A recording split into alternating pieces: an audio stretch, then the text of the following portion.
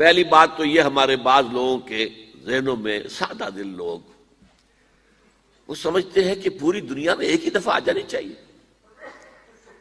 یہ کوئی علاقائی خلافت تو نہیں ہو سکتی، خلافت تو عالمی ہوتی ہے. ان سے میں کہتا ہوں عالمی خلافت کب تھی جناب؟ یہ تو نہ خلافت راشدہ میں عالمی تھی. کیا ہندوستان شامل تھا اس میں؟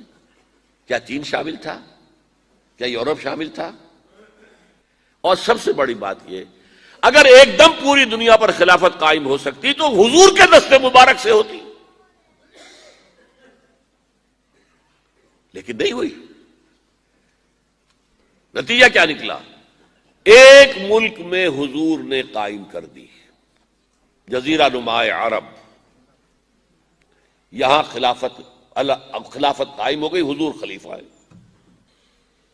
اب وہ نقطہ کون سا ہوگا، نقطہ آغاز کون سا ہوگا؟ اس میں پہلی بات تو میں نے کہا جو شک کرے گا اس کا پھر ایمان مشکوک ہے. ہوگا، لازماً ہوگا، گلوبل ہوگا، پوری دنیا میں ہوگا.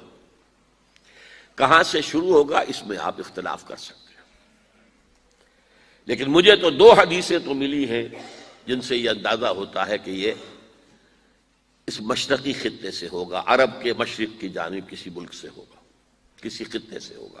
وہ حدیثیں بھی اب آپ پڑھ لیجئے پہلے. پھر میں کہہ رہا ہوں یہ خزانہ ہے جو ہم نے آپ کی خدمت میں پیش کیا ہے، کاش کہ آپ اس کی قدر کر سکیں. یہ حدیثیں آپ کو ازبر ہو جائیں، یاد ہو جائیں، لوح قلب پر نقش ہو جائیں. ہندوستان اور خراسان یعنی موجودہ افغانستان کا ذکر. ابن ماجہ کی روایت ہے عن عبداللہ ابن الحارث رضی اللہ تعالی عنہ قال رسول اللہ صلی اللہ علیہ وسلم یخرج ناس من المشرق یؤتئون للمہدی یعنی سلطانہ، یعنی سلطانہ، دونوں طرح سے پڑھ سکتے ہیں. حضرت عبداللہ ابن حارث فرماتے ہیں رضی اللہ تعالی عنہ کہ حضور نے ارشاد فرمایا مشرق کی طرف سے وہ فوجیں نکلیں گی، لوگ آئیں گے جو عرب میں مہدی کی حکومت قائم کریں گے. یہ مہدی کون ہوں گے اس کا ذکر میں ذرا بعد میں کروں گا، لیکن نوٹ کر لیجئے کہ مہدی سے پہلے لازماً کسی مشرقی علاقے کے اندر وہ نظام قائم ہو چکے گا، تب وہاں سے فوجیں آئیں گی نا. یہ مشرق کون سا ہے؟ عرب کے مشرق میں آپ چلیے ایران بھی آ جائے گا، افغانستان بھی ہے، پاکستان بھی ہے، اور اگر اسے اور توسیع دیں تو ہندوستان بھی ہے. یہ ہے عرب کا مشرق. اس سے فوجیں جائیں گی. اس کا کیا مطلب ہے کہ اس میں سے کسی جگہ پر نظام خلافت پہلے قائم ہو جائے گا تاکہ وہاں سے فوجیں جائیں گی جو جزیرہ نما عرب میں حضرت مہدی کی حکومت کو قائم کریں گی. اب دوسری حدیث سنیے. یہ سنن ابن ماجہ کی حدیث تھی جو میں نے آپ کو سنائی، آپ نے پڑھی. دوسری عن ابی ہریرہ رضی اللہ تعالی عنہ، یہ ترمذی شریف کی روایت ہے. قال قال رسول اللہ صلی اللہ علیہ وسلم یخرج من خراسان رایات سود لا يردها شیء حتی تنصب بایلیا. خراسان کے علاقے سے سیاہ جھنڈے لے کر فوجیں آئیں گی، ان کا رخ کوئی موڑ نہیں سکے گا، ان کو پیچھے پھیر نہیں سکیں گے کوئی بھی، یہاں تک کہ وہ یروشلم میں جا کر جھنڈے نصب کر دیں گے. ایلیا حضور کے زمانے میں یروشلم کو کہتے تھے. یہ یروشلم تھا جب حضرت سلیمان کی حکومت تھی اور یہاں پر معبد سلیمانی، ہیکل سلیمانی قائم ہوا. پھر یہ یروشلم ہی رہا ہے تاریخ میں، یہاں تک کہ سن 70 عیسوی میں جب ٹائٹس رومی جنرل نے اس کو گرایا، ختم کیا، سیکنڈ ٹیمپل گرا دیا اور یہاں سے یہودیوں کو کہا نکل جاؤ، یہاں سے کوئی یہودی باقی نہیں رہا، بالکل تہو بالا برباد کر دیا. اس کے کوئی 150 سال بعد ہیڈریان، رومن ایمپرر ہیڈریان، اس نے پھر دوبارہ آباد کیا اس شہر کو.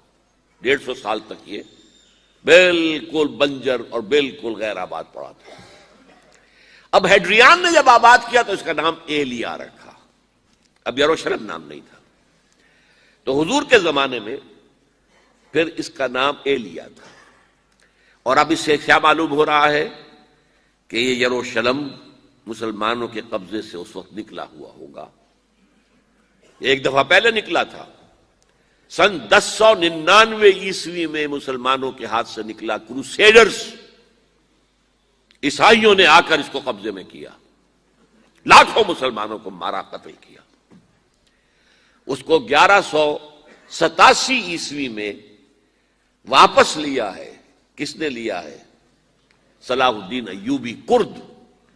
عرب کھوکھلے ہو چکے تھے، عربوں نے کھویا، واپس نہیں لے سکے۔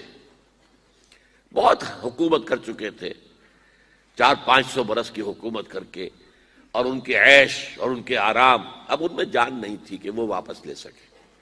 واپس لینے والا گرم کرد خون تھا، صلاح الدین ایوبی۔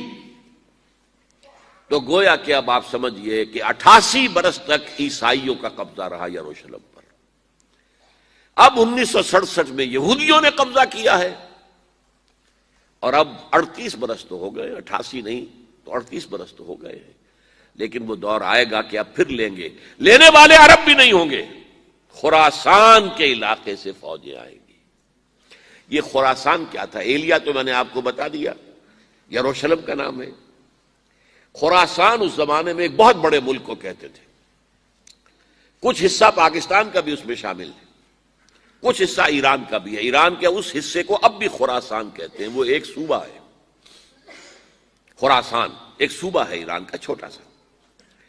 پاکستان میں خاص طور پر یہ جو علاقہ مالاکنڈ ایجنسی کہلاتی ہے، اس سے اوپر جتنا علاقہ ہے، اور یہ جو واخان کی ایک پٹی آتی ہے اوپر، واخان افغانستان کی ایک پٹی سی دم سی چلی آتی ہے جو جا کر چائنا کی سرحد سے مل جاتی ہے، یہاں سے لے کے یہاں تک یہ جو مالاکنڈ کا وہ درہ ہے اور پہاڑ ہے، یہ بھی خراسان کا حصہ ہے۔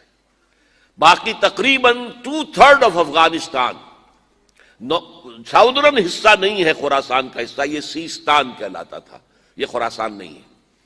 لیکن یہ کہ اوپر کا 2/3 آف افغانستان، اور اس کے ساتھ یہ جو عرب، جو اب یہ ترک ممالک آزاد ہوئے ہیں سوویت یونین کی ڈسولوشن کے ساتھ، یہ سارا علاقہ کہلاتا ہے خراسان بزرگ، دی گریٹ خراسان۔ ایک مرتبہ ایک یہاں کا جو کاؤنسلیٹ ایران کا، وہ آئے تھے میرے پاس، ان کے ایک اہم آدمی، ان سے میں نے پوچھا خراسان، تو پہلے تو ان کا خراسان ہمارا ایک صوبہ ہے، میں نے کہا نہیں مجھے خراسان، او خراسان بزرگ، وہ جو آپ دی گریٹر خراسان کی بات کر رہے ہیں، وہ یہ تھا۔ پھر میں نے اور ذریعوں سے بھی تحقیق کی، پہلے خیال تھا کہ پورا افغانستان اس میں شامل ہے، لیکن اب معلوم ہوا کہ نہیں، یہ جو جنوبی حصہ ہے یہ سیستان کہلاتا تھا، کچھ بلوچستان کا حصہ اس میں شامل تھا، اور کچھ یہ جنوبی حصہ افغانستان کا۔ یہاں سے فوجیں جائیں گی، اور یہ فوجیں جا کر خراسان سے چل کر ایلیا پہنچیں گی، یروشلم پہنچیں گی، اور اپنے جھنڈے گاڑ